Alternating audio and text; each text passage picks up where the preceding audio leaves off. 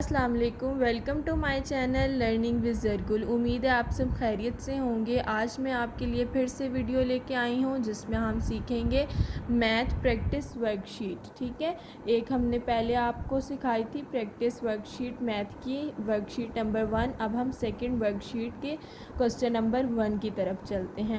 First question ہے right backward number 20 سے 1 تک لکھنا ہے۔ ٹھیک ہے، اب اس ورک شیٹ میں یہ آپ جو ہے وہ نرسری کے بچے کو بھی کروا سکتے ہیں، 1 کے بچے کو بھی اور 2 کے بچے کو بھی، جو گھر میں پریکٹس کروائی جاتی ہے۔ ٹھیک ہے، نرسری سے اور 1 کے بچوں کے لیے یہ ورک شیٹ بیسٹ ہے۔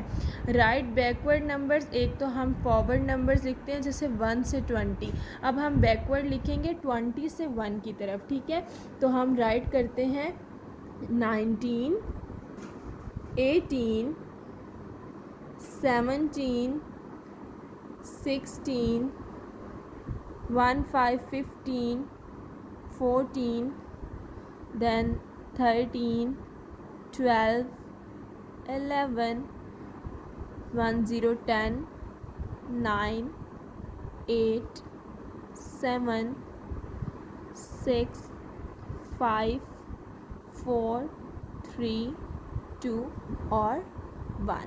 ٹھیک ہے، اس کے بعد کوسچن نمبر 2 ہمیں دیا گیا سرکل اسکیئر شیپس، یعنی کہ جو اسکیئر شیپس ہیں اسے سرکل کرنا ہے۔ تو اسکیئر کیا ہوتا ہے؟ جس کے 4 جو لائنس ہیں وہ چاروں ایکول ہوں تو ہم اسکیئر کو سرکل کر دیتے ہیں۔ یہ رہا اسکیئر، دین اسکیئر اور یہ اسکیئر۔ ٹھیک ہے، دین لاسٹ کوسچن ہے ہمارے پاس اس ورک شیٹ کا question number 3، tick the bigger object and circle the smaller object. اب زیادہ تر کیا ہوتا ہے نرسری میں بچے کو سکھایا جاتا ہے بگر اور اسمالر آبجیکٹس کو انہیں دکھا کے۔ ٹھیک ہے، اب یہاں پہ ہم 2 آبجیکٹس بنا دی ہیں، بال اینڈ پینسل۔